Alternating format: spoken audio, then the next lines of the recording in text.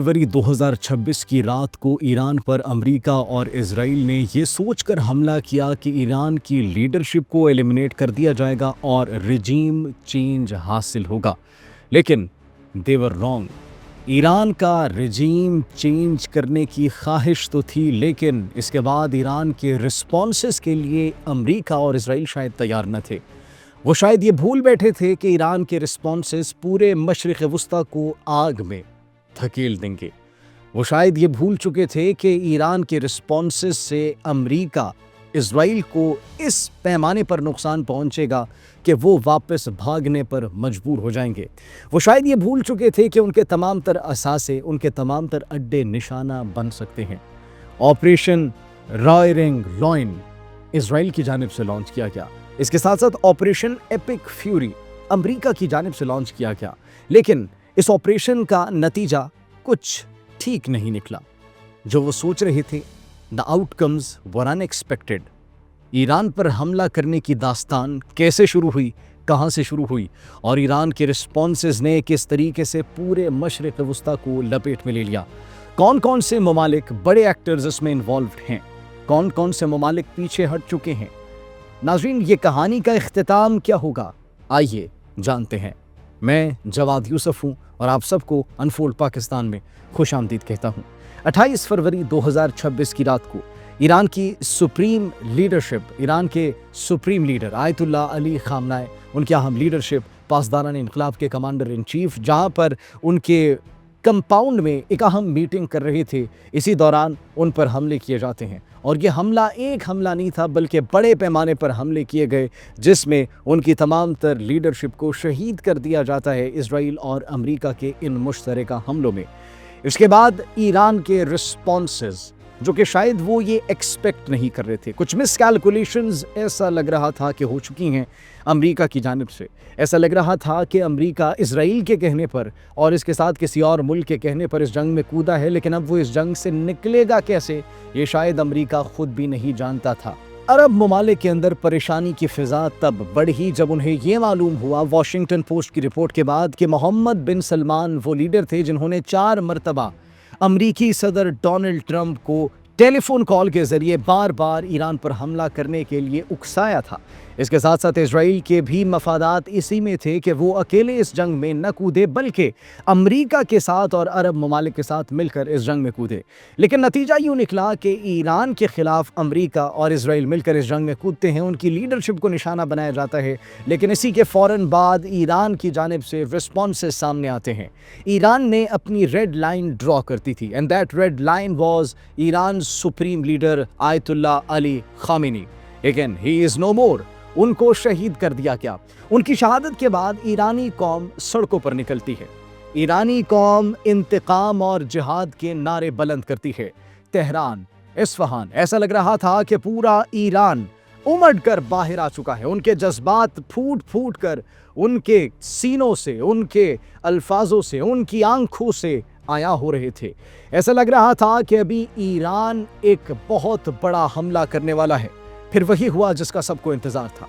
Iran की जानिब से जवाबी कार्रवाई की जाती है और ईरान की जानिब से उन तमाम तर अरब ममालिक जहां पर इजरायली और अमरीकी अड्डे और असासे मौजूद थे, उनको चुन चुन कर निशाना बनाया जाता है। कतर को निशाना बनाया जाता है, बहरीन को, कुवैत को, सऊदी अरब को, मुत्तहिदा अरब अमारात, दुबई, मुख्तलिफ इलाकों पर हमले किए जाते हैं। मुख्तलिफ अमरीकी अड्डों पर, अल-उदैद एयरबेस, सलीम एयरबेस, यहाँ तक कि जितने भी महफूज अमरीकी असासे थे, उन तमाम तर को ईरान की जानिब से प्रिसीजन एयर स्ट्राइक्स में वहाँ पर बैलिस्टिक मिसाइलों से, हाइपरसोनिक बैलिस्टिक मिसाइल से निशाना बनाया जाता है।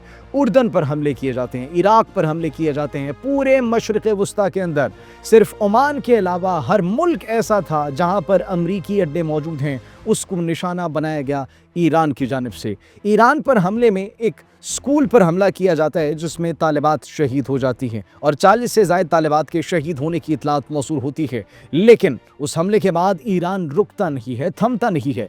ईरान पर हमलों में 787 के करीब लोगों के शहीद होने की इतलात मौसूल हुई। तो दूसरी जानिब ईरान के पासदारान इनकलाब की प्रेस कॉन्फ्रेंस के मुताबिक, उनके पासदारान इनकलाब के कमांडर प्रेस कॉन्फ्रेंस में ये कहते हैं कि अमरीकी बहरी बेड़े अब्राहम लिंकन, जो कि 8000 से ज़ायद किलोमीटर ट्रैवल करके ईरान पर हमला करने के लिए आया था, उसको निशाना बना दिया गया है और उसको साहिल ओमान से भी दूर धकेल दिया गया है।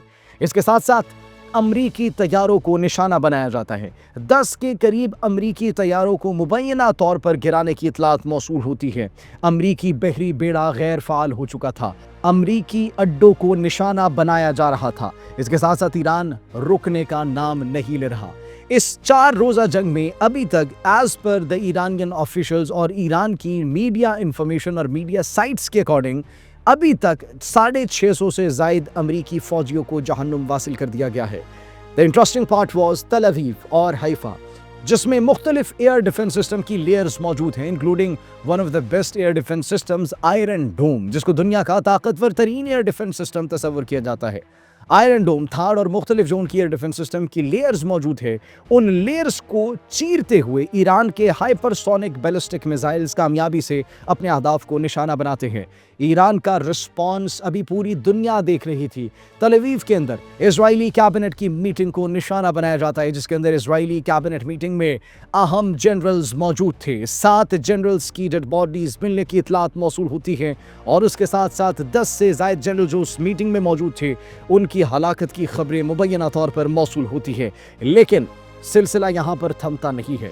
अमरीका की जानिब से ईरान के हवाले से जो ये मिसकैलकुलेशन की गई थी ईरान के रिस्पॉन्स को लेकर, अमरीकी सदर डोनाल्ड ट्रंप अपने अहदाफ को कामयाबी से निशाना बनाने के बाद ईरान से मुतालबा करते हैं कि अब हम टेबल टॉक्स के लिए, अब हम मुज़ाकरात के लिए तैयार हो चुके हैं। लेकिन ईरान कहता है कि बिल्कुल नहीं, अब मुज़ाकरात की मेज़ पर नहीं बैठा जाएगा।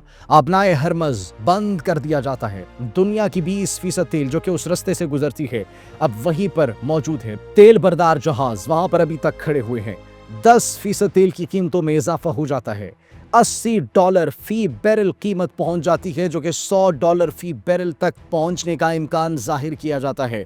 अमरीकी बेड़ा पीछे धकेल दिया गया है, अमरीकी अड्डे तबाह कर दिए गए हैं, अमरीकी इंफ्रास्ट्रक्चर, इजरायली इंफ्रास्ट्रक्चर को चुन चुन कर निशाना बनाया जा रहा है।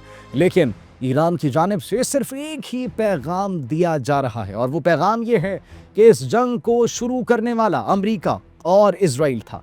इस जंग का आगाज करने वाला अमरीका और इजराइल था। ईरान पर पहली गोली चलाने वाला अमरीका और इजराइल था। लेकिन इस जंग का खात्मा अब ईरान करेगा।